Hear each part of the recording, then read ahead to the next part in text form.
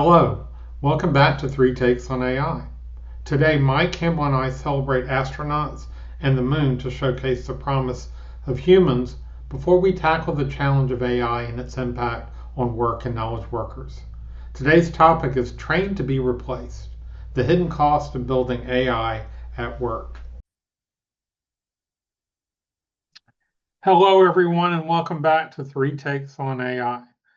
This week we have a unique perspective, and that is what happens when AI, either you train it or somehow it goes around and changes your employment. What are some of the issues around AI and how to deal with that? And to kick that off, before I keep going, the other thing, we're recording this on Monday, and I do want to take my hat off to the Canadians like Campbell and the Americans and the Europeans and what's going on with NASA going around the moon. I think it's a day to really champion human intellect and the courage of four astronauts. It is four, I think, is an amazing thing. So, Mike, I'll turn it over to you. Interesting that you would go from raving about intellect to turning it over to me, but here we are. Yeah, so this is It's a moonshot, isn't it? that is a moonshot. Yeah, I think anybody watching this is concerned, rightfully so, right now about AI and what will it mean to their job if you haven't already, unfortunately, been displaced. Uh, we've talked about it in the past as a normal evolutionary cycle in business, and it is, but this is certainly bigger than what we've seen in the last 40 plus years in terms of job change and displacement. And there are, countless stories now of people training AI only to let them lose their job to the very same AI, and that's at all levels. So that's another part to consider, which is there's no role or level that's safe. It's entry level to middle management to senior management, as evidenced by Oracle's 30,000 person move now a few weeks ago or last week. We can argue all day the business necessity of that decision, and whether the business will be better off for it, but we don't affect that, right? We're the people who are going to be displaced don't get a choice in this, and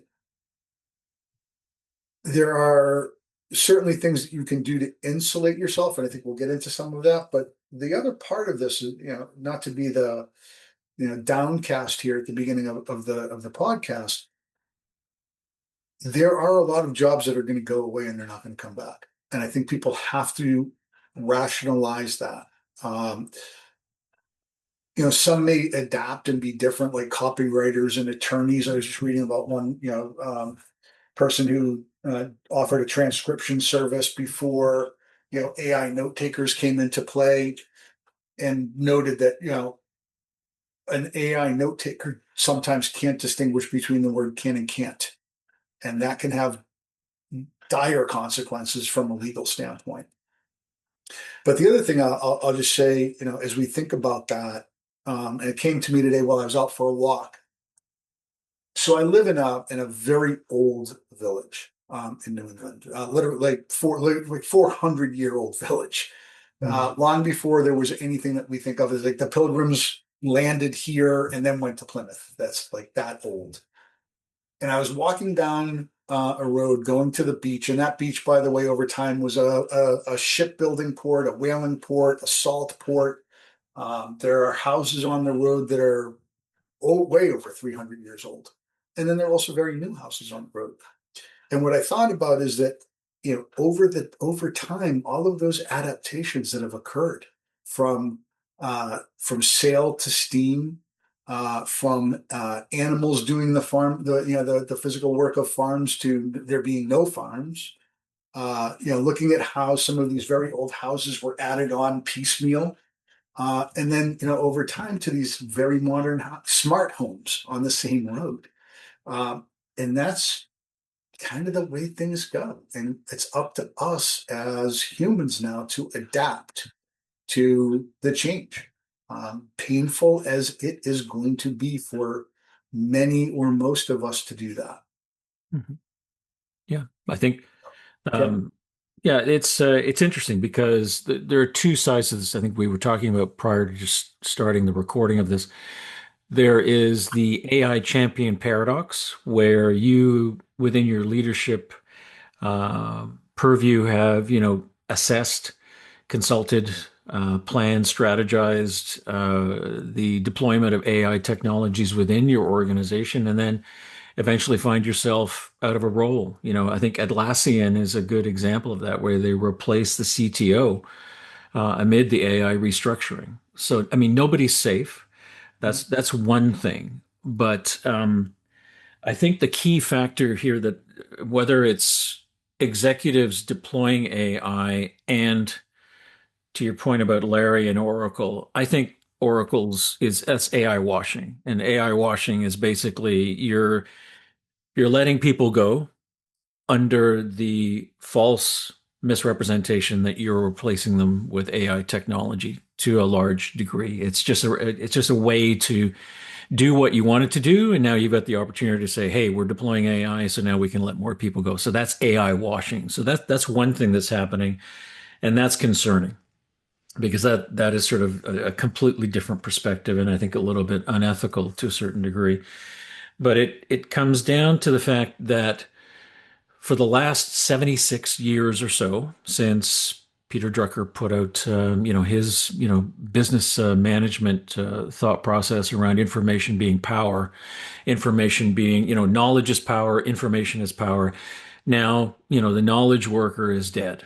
Like that role has gone away, and people are having a really hard time either at the executive level or down as a personal knowledge, white collar personal worker, adapting to that. Because basically, what that means, I mean, before you had all the information in your head, you could control it and sort of negotiate a better salary based on what you knew.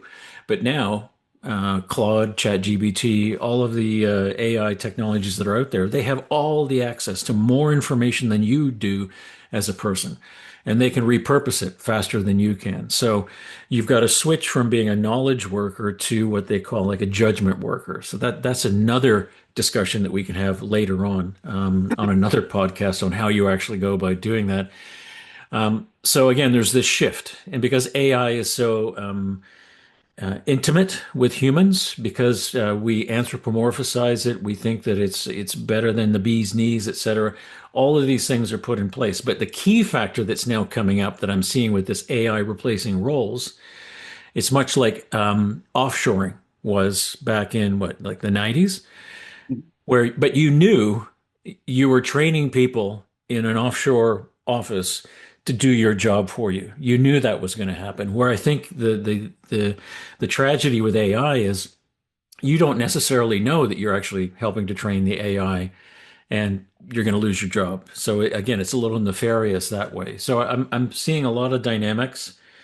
But bottom line, at the end of the day, it's who owns the data and the capabilities that this AI system has made. Is it, and again, it's human. I mean, we are humans, and I've said this multiple times. We built AI, therefore, the information, the experience that we put into, or the capabilities we put into AI, still have a creation point from human at this point in time, until courts fundamentally give AI models legal rights, which they haven't at this point. Anyway, a bunch of points to throw out there. I think the key to the puzzle is that number one, I think the idea that there was corporate security and employment, at least in my now, I guess, 44 years in this industry, has never really been true. It's always been a fallacy that you're loyal, you come in, you do your job, and you go home, and you're going to have employment. And I saw a post by a legacy IBMer who said life was much better before Lou Gerstner showed up. Um, must have been for him, but for me, who had started right around that era and watched the stress and strain about it, I don't think that it was a fair thing to say. But the truth of the matter is, we've always been in a position where corporate America is evolving and trying to do things better and at lower cost. And that's become more true, as this accelerated view of corporate earnings and all this analysis of trying to figure out where they are. I think the key to the puzzle in the long run, especially if you're younger, is that you have to focus on what is uniquely human, how that you educate yourself. And one of the other things about this moonshot, if you will, is that it shows that the human mind is evolving as well. So to assume that we're stuck at this moment and AI takes off and leaves us behind, I don't think is true. There are things that we're going to uniquely be able to do, at least for the foreseeable future. And I think the other key piece of it is if you want to be an electrician or a plumber or something like that, which I totally admire, then going to a trade education is the right thing to do. If you're really a tech and you're not developing the next model already, focus on a broader education that'll give your mind the ability to adapt as well. Yeah, it's So yeah. I'm gonna go ahead, Ken. No, go ahead. I want to walk around here to the side of what Campbell was saying before around data. Because I think there's two pieces that I'm thinking about with that. One is companies need to do a better job of being explicit about who owns the data and how data can and cannot be used. We've talked about that before. And for me, this is top of mind because I've had some interesting conversations today, actually, with potential founders of businesses around AI data management, AI data discovery. Even like who is using AI tools in the enterprise? How are they being used? What data is going into them? What are they doing with the data they're getting out of it?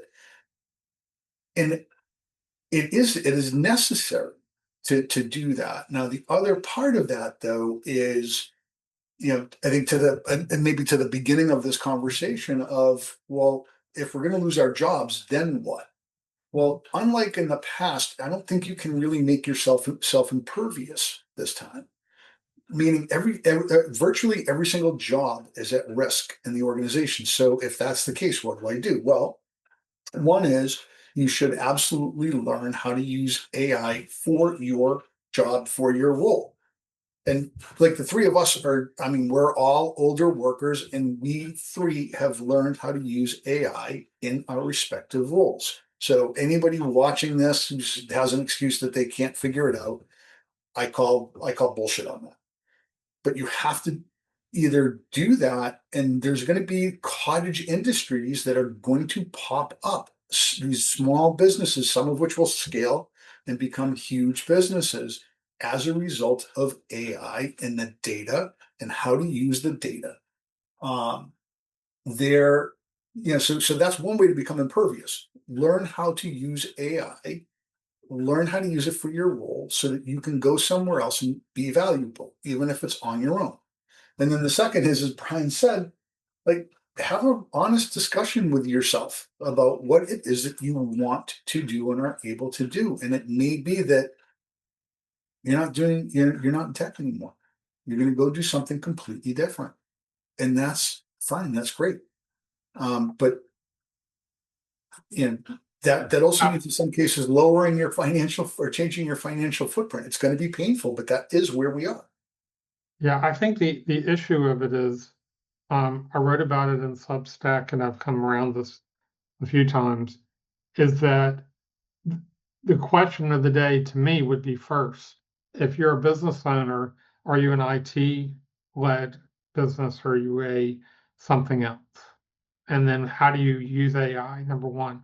And number two is if you really are looking at your career at things that you can do, or where you're going to head. I mean, to be honest with you, the ones that I feel the most for beyond us is the recent college graduate who came out with a, deep skills in Python programming, or even worse, the kid that 5 or 10 years ago was convinced by parents or others just to go to coding school, and they don't have the broader education to adapt that a true liberal arts college education would give them.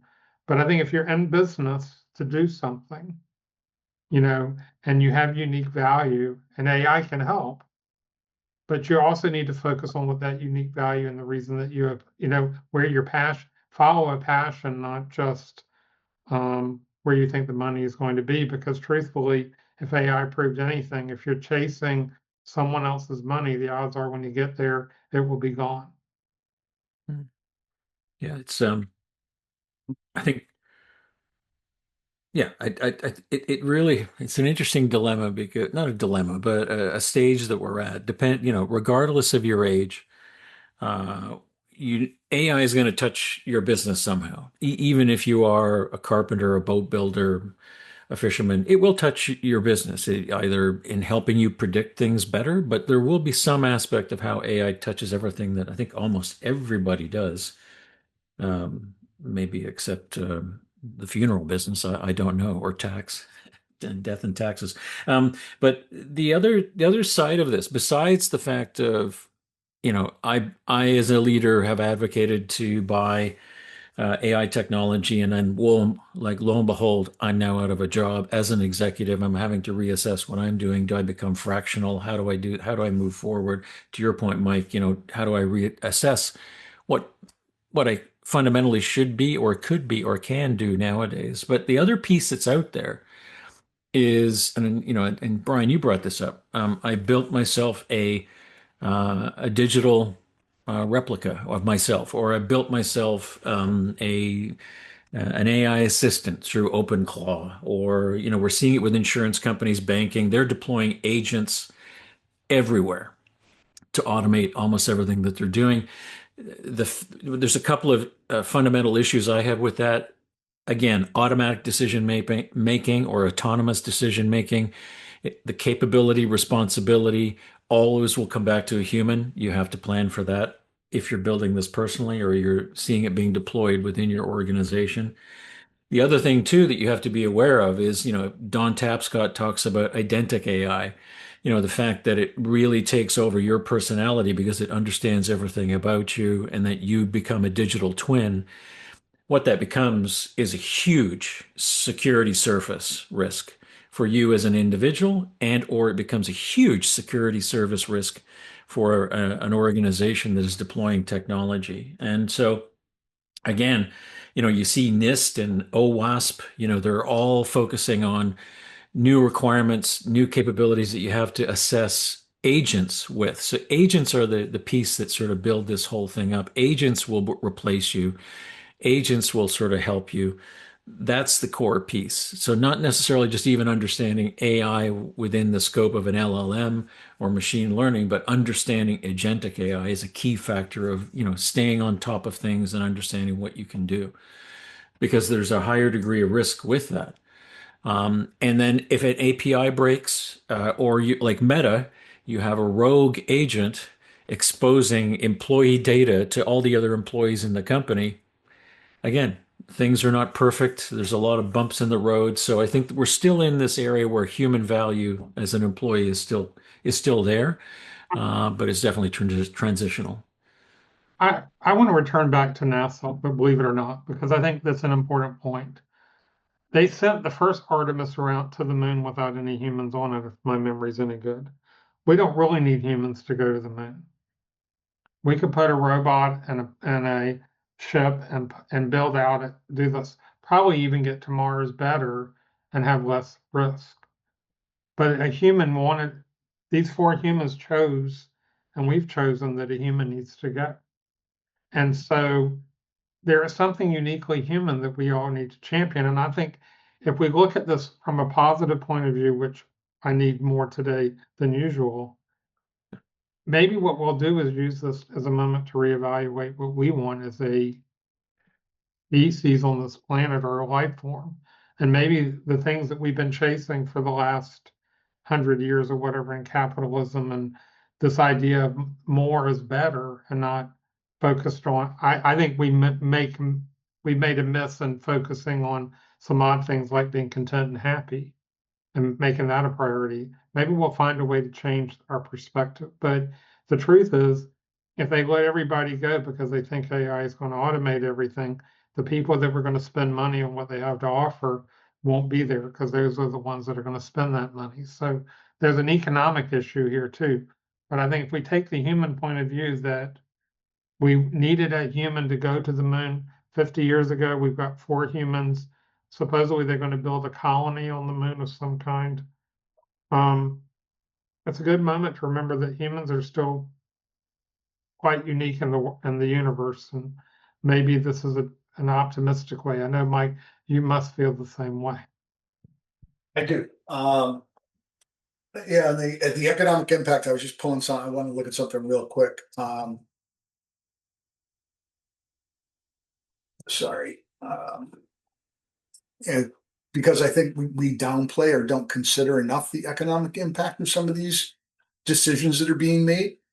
But you're talking about like the decision at Oracle. If the average earnings for those 30,000 people, and I know it's worldwide, so there's going to be variability, but let's just say it's $150,000 a year. That's a $4.5 billion per year economic impact from one company decision. So there is a real massive wave coming here. And a lot of these people have big car payments and mortgage payments and tuition payments for their kids. And it's not like in the past where they can just go get another job. So I do think we need to brace ourselves here for some very challenging times that could be coming. Now, at the other end of that, Campbell, you mentioned the recent college graduate. If you're just out of college and realizing, oh yeah, I got that computer science degree and now I can't use it. Well, you can. You just have to figure out a different way. And to be, characteristically candid, as I would say, that computer science degree may be the equivalent of an acting degree. And your choices are going to be: do you want to work at a Starbucks and try to be and compete for jobs with thousands of other people constantly, hope that you have the best headshot, or do you want to go do something differently with what you've learned? And you're probably gonna have to go and learn something different. So it's not, think of your time in college as preparation for your life, not necessarily so that you can get a job. That's all I got. Yeah. So we're right at 20 minutes.